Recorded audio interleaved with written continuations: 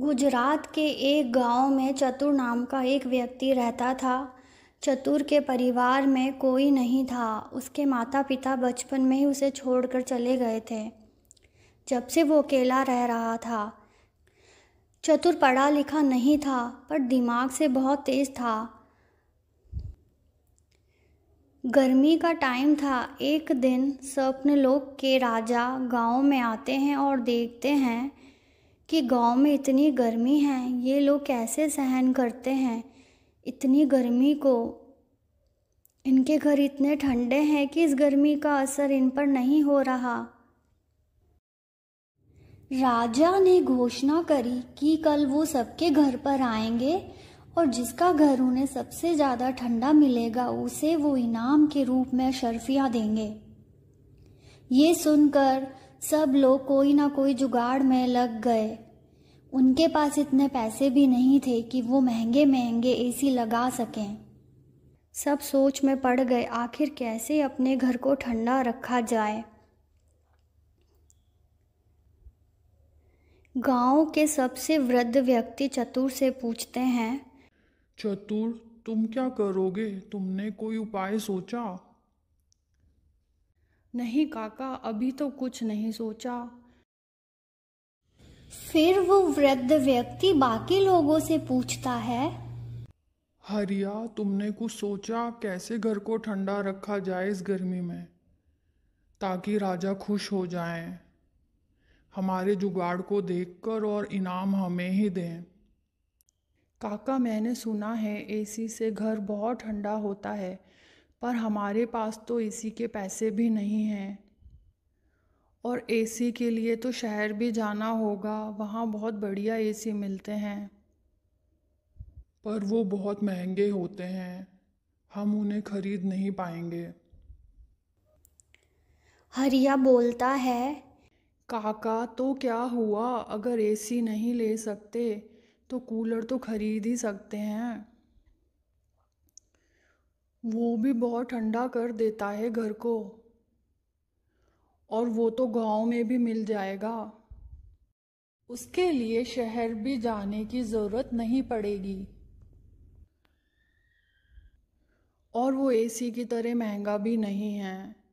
मैंने तो जुगाड़ सोच लिया काका, मैं तो कूलर ही लेके आऊँगा। काका कहते हैं, हाँ बेटा, ये बात तो सही है। एक कूलर मेरे लिए भी ले आना। ठीक है काका। हरिया सोचने लगता है कि अगर राजा को काका का घर ज़्यादा ठंडा लगा तो मेरी अशर्फियाँ काका को मिल जाएंगी। इसके लिए उसने उपाय सोचा, मैं 3 कूलर लेके आऊँगा, काका को एक दे दूँगा और मैं 2 रख लूँगा। जब 2 कूलर चलेंगे तो मेरा घर ही सबसे ठंडा लगने लगेगा।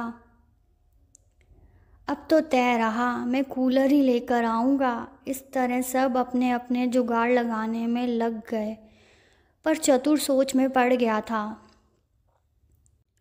राजा शायद उसी को इनाम देंगे जो कम खर्च में ज़्यादा अच्छा जुगाड़ लगा सके। और वो अपने जुगाड़ लगाने की तैयारी करने लगा। अगले दिन राजा आते हैं और सबसे पहले उस वृद्ध व्यक्ति के घर जाते हैं। काका, आपका घर तो ठंडा लग रहा है। शुक्रिया राजा। इतने में उसके कूलर से आवाज़ आती है और वो बंद हो जाता है। उसमें शॉर्ट सर्किट हो जाता है, जो हरिया ने ही किया होता है। अब राजा हरिया के घर जाते हैं और उसके घर को देखकर कहते हैं, वाह हरिया, तुम्हारा घर तो बहुत ठंडा लग रहा है। मुझे शिमला की याद आ गई तुम्हारे घर की ठंड को देखकर। हरिया बहुत खुश होता है कि अब तो अशर्फियाँ मुझे ही मिलेंगी। इतने में ही लाइट चली जाती है और हरिया कुछ नहीं कर पाता। राजा वहाँ से चले जाते हैं। अगला घर गांव के सबसे पुराने हकीम का होता है। उन्होंने अपने घर को बर्फ़ से ढक लिया होता है और उनका घर ऐसा लगता है जैसे कि बर्फ़ का ही घर हो। राजा ये देखकर बहुत खुश होते हैं। उन्हें हकीम का घर हरिया के घर से भी ज़्यादा ठंडा लगता है। राजा काफ़ी देर तक हकीम के घर पर रहते हैं और देखते ही देखते सारी बर्फ़ पिघल जाती है और वो हकीम के घर से भी चले जाते हैं। अगला घर चतुर का होता है। राजा चतुर के घर जाते हैं और देखते हैं कि चतुर ने अपने घर में पेड़ ही पेड़ लगाए होते हैं। बाहर भी पेड़ होता है, घर के अंदर भी पेड़ होता है और उन पेड़ों से इतनी ठंडी हवा आती है कि मानो किसी हिल स्टेशन पे आ गए हों। चतुर ने पेड़ों में ठंडा बर्फ़ का पानी भी डाला होता है और अपने घर में भी बर्फ़ का पानी डालकर अच्छे से सफाई की होती है। राजा चतुर से बहुत प्रसन्न होते हैं।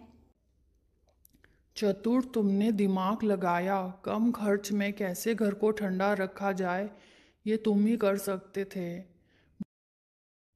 बाकी सब लोग तो इस चुनौती को पूरा करने में असफल रहे, पर तुमने साबित कर दिया कि कैसे कम खर्च में भी घर को ठंडा रखा जा सकता है। इसके लिए हमें महंगे एसी कूलर की ज़रूरत नहीं है। ये सुनकर चतुर कहता है, शुक्रिया महाराज, मुझे तो सबसे अच्छा जुगाड़ यही लगा।